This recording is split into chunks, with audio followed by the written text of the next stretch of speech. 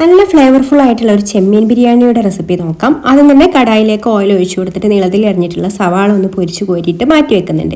ഇനി ഇതേ ഓയിലിലേക്ക് തന്നെ അണ്ടിപ്പരിപ്പും മുന്തിരിയും കൂടെ ചേർത്തിട്ട് വറുത്ത് കോരി മാറ്റി വെക്കാം. ഇൻഗ്രീഡിയൻസിന്റെ മെഷർമെന്റ് ഒക്കെ താഴെ കൊടുക്കുന്നുണ്ട് കേട്ടോ.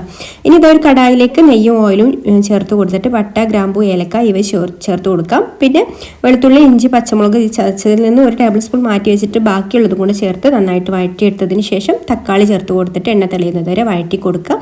പിന്നെ മഞ്ഞൾപ്പൊടിയും കാശ്മീരി മുളക് പൊടിയും ഓൾ സ്പൈസസ് എല്ലാം പൊടിച്ചെടുത്തതും മല്ലിയിലയും പുതിനയിലയും അതുപോലെ നമ്മൾ നേരത്തെ പൊരിച്ച് മാറ്റി വെച്ചിട്ടുള്ള ഉള്ളിയിൽ നിന്ന് കുറച്ചവിടെ മാറ്റി വെച്ചിട്ട് ബാക്കിയുള്ള ഉള്ളിയും തൈരും ചേർത്ത് കൊടുക്കുക. മിക്സ് ചെയ്ത് കൊടുത്തിട്ട് നമ്മൾ കഴുകി വൃത്തിയാക്കി എടുത്തിട്ടുള്ള ചെമ്മീൻ ചേർത്ത് കൊടുക്കുക. പാകത്തിനുള്ള ഉപ്പും ചേർത്ത് കൊടുത്ത് മിക്സ് ചെയ്ത് കൊടുത്ത് അടച്ചു വെച്ചിട്ട് ലോ ഫ്ലെയിമിൽ വെച്ചിട്ട് 2 മിനിറ്റ് ഒന്ന് കുക്ക് ചെയ്തെടുക്കാം. അപ്പോൾ ചെമ്മീനിൽ നിന്ന് വെള്ളമൊക്കെ അങ്ങനെ ഇറങ്ങി വരും കേട്ടോ.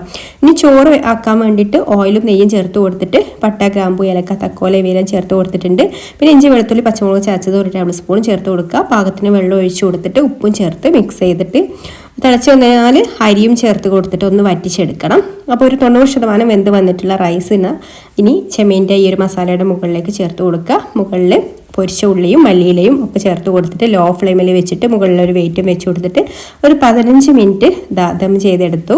നമ്മുടെ അടിപൊളിയായിട്ടുള്ള ചെമ്മീൻ ബിരിയാണി റെഡി ആയിട്ടുണ്ട്. വീഡിയോ ഇഷ്ടമായിട്ടുണ്ടെങ്കിൽ ലൈക്ക് ചെയ്യാനും പേജ് ഒന്ന് ഫോളോ ചെയ്ത് സപ്പോർട്ട് ചെയ്യാനും മറക്കല്ലേ.